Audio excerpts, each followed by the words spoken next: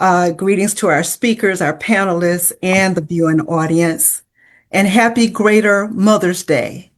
And a special happy birthday to Princess Amira Muhammad, born on this great day of the messenger. It's birthday as well. So we want to show her some love in the chat. It is her birthday, so thank you very much for helping me show her some love in the chat.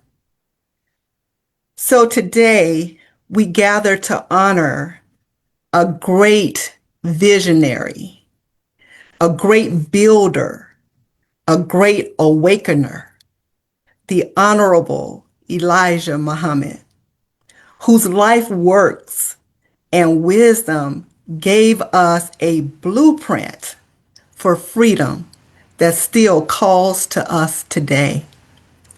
We are here to remember, continue, and implement the great works he did in building nationhood. He showed us how we could be a nation of self-determined people. We had farmlands, grocery stores, clothing factories, a bank, a plane, and so much more. The Honorable Elijah Muhammad's teachings are for every generation of people who are determined to rise. He saw what many of us could not see yet, that we are not a problem to be managed. We are a nation to be restored. The Honorable Elijah Muhammad declared, do for self. He told us that over and over again, do for self. These words were just not a command, they were prophecy.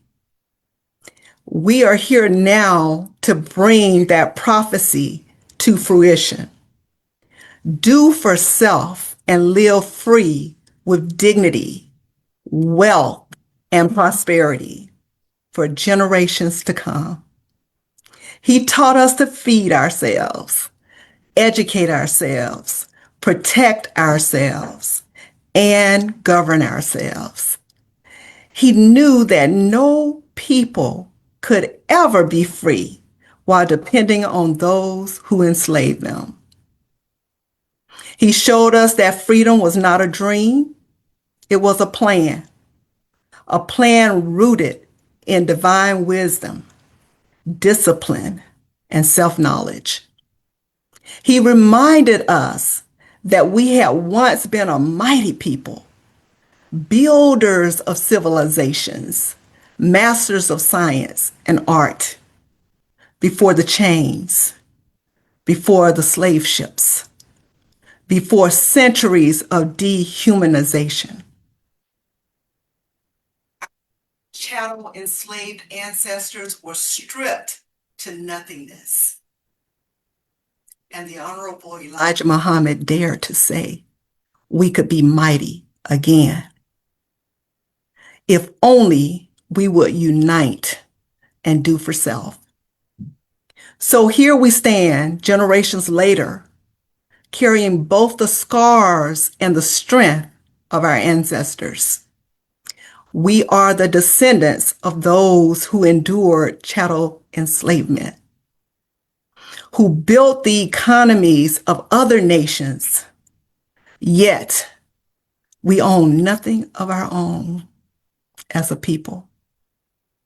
Today, we rise as a new people, as Afro Descendants, the living continuation of African people who suffered chattel enslavement in the Americas and across the world.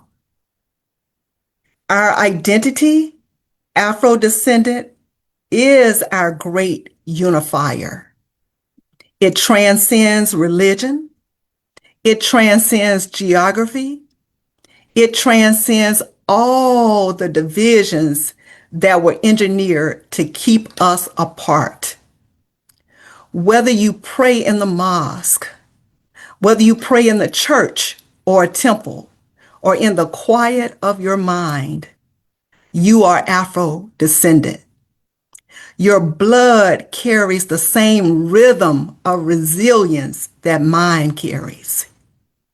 We are one people. We're scattered. Some of our people say that they don't agree with the term Afro Descendant because we are not an Afro people. But let's look at it. We've been named nigger, Negro, colored, Black, Afro-American, African-American, and now people of African descent. But people of African descent, it includes everyone. It includes migrants, immigrants who chose their path to move from one country to another. But our ancestors did not choose. They were stolen, kidnapped, trafficked, and enslaved. So when the world says people of African descent, our distinction and our claim to comprehensive reparations becomes blurred.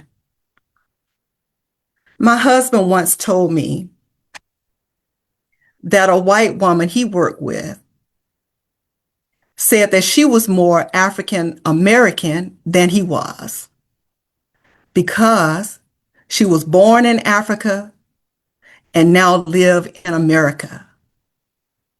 Do you see that confusion? We don't want that to happen. So we are Afro descendants. We must be clear and have clarity today. Afro descendant distinguishes us from all others. We are people of African descent, a distinct people of African descent. The Honorable Salis Muhammad and his wife, Queen Mashaki Muhammad, at a UN-sponsored conference where representatives from 19 countries agreed on our collective identity of Afro descendant. He and his wife wrote the definition and shared it at that conference. Look at that brilliance to understand that our identity needed to be defined, that it must be defined so that it can be defended. The term Afro Descendants refers to descendants of peoples who were forcibly dispossessed of their homeland, Africa, were transported to the Americas and the slavery diaspora for the purpose of enslavement, were subjected to slavery, were subjected to forced mixed breeding and rape, have experienced through force the loss of mother tongue, culture, and religion, and or have experienced racial discrimination due to lost ties or partially lost ties to their original identity. Power in the definition, power in the name, the identity, the new identity, Afro descendant. So I ask, what other people have had to change names so many times? So I say get over it. If you don't like Afro descendant, just get over it for the greater good of our people so that we can be one people united. Over 250 million worldwide. Our liberation requires clarity. Afro descendant is who we are. 2 minutes. Thank you. So, as Afro descendants, We are stateless, without a land or a country. Therefore, when we demand comprehensive reparations, it must include land for our nation to sit up on. Since it is our greater Mother's Day, I would like to quote the Honorable Elijah Muhammad in saying, and what he taught us, is that a nation can rise no higher than its woman. So when our women rise, our men rise, our children rise, our nation rises. Our identity gives us something no government, no empire, or no system can define for us. Our own name, our own narrative, our own nationhood. And we are unstoppable when we are united. Thank you.